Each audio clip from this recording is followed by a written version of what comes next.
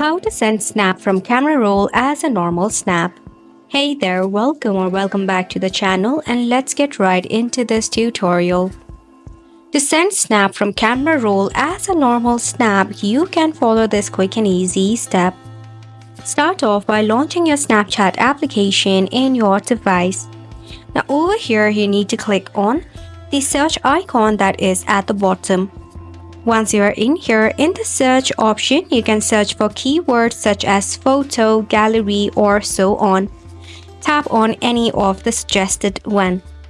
Now from here, firstly, locate the photo that you wish to send as a snap. Then click on the icon. Now as you can see, it has created a snap, and if you tap on send to, it will send as a normal snap. Now let's go ahead and check it out.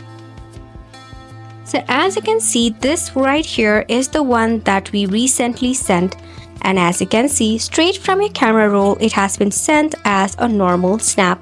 Isn't it simple? If you face any of the difficulty regarding the process, you can check out your Play Store or App Store to see if there is any of the update available. This sums up the tutorial as well. Thank you so much for tuning in.